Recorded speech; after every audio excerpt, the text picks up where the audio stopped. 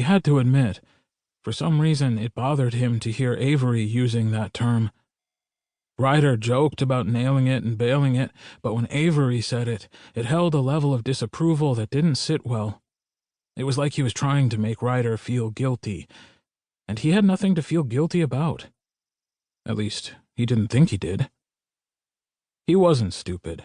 With all the comments Avery had dropped over the last 11 months, he'd obviously run into Ryder before. They couldn't have fucked, though. Ryder would have remembered that. Wouldn't I? Not if you were drunk enough. Ryder sighed and went into the bathroom. A few minutes later, he headed back down the hall to the family room. He looked at the brown-haired boy sitting in the middle of the room on the carpet opening his presents. Anyone could tell that Novak's nephew was trying to have a good birthday. Nick hadn't wanted to go to Riverside Falls with Eli's family like his brother Dylan did for his birthday. No matter where the 13-year-old celebrated, it wouldn't change what he'd lost almost a year ago, or fill the empty spaces where his parents should be. Ryder walked over to the couch and sat on the arm next to Ken's. They gave each other a solemn smile as Nick held up the iPad he'd just opened from his Uncle Jake, Novak to all of Jake's closest friends, and Eli. As much as he and Eli had stepped up into the role of parents for Nick and Dylan, the loss of Novak's brother Kevin and his wife Maggie was hanging in the air today. But the amount of people in the room, mostly Eli's family, helped to fill the void a little. Ryder hoped they did anyway. He hadn't known Kevin and Maggie all that well, but Novak was one of his best friends.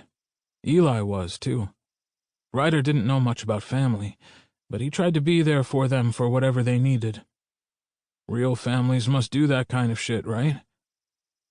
"Thank you, Ryder," Nick called out, holding up the video game Eli had told Ryder to get him. He sure as hell didn't know what to get a 13-year-old. Hell, he was in awe of the way Novak and Eli had become parents overnight, and, for the most part, seemed to know what they were doing. "You're welcome."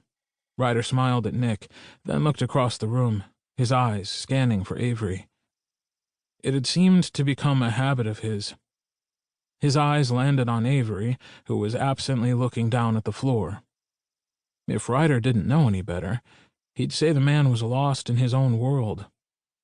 Ryder wasn't great at reading people unless it was to catch someone's eye across a crowded bar, a silent agreement of fun things to come.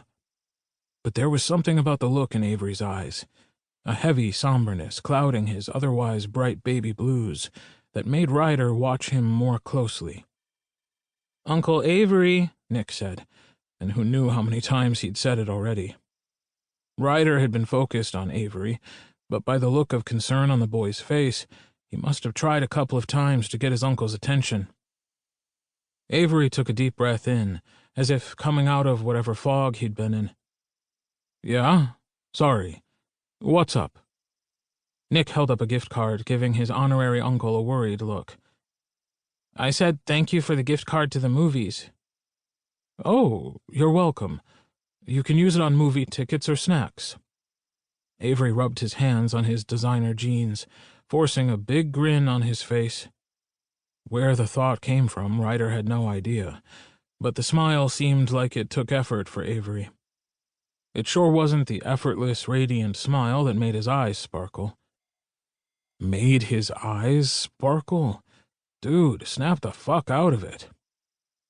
Avery glanced over at Novak, and the two of them shared a look of understanding. And then it hit Ryder. Sometimes it was easy to forget the main reason Avery was a part of this family. Kevin had been his best friend. Novak had lost a brother, and Avery had lost his closest friend. Ryder rubbed a hand over his chest, over an ache he wasn't used to feeling. He'd never claimed to know how a family was supposed to be, but the people surrounding him right now were the closest thing he'd ever had to a normal one. He didn't even want to think about what it would feel like to lose one of them. "You ready to go?" Ken's asked, standing up as she tucked her purple hair behind her ears. Ryder nodded, and then Ken's turned to their other friend, Parker. "Ready?" "Yeah," he said, standing up alongside Ken's. All three of them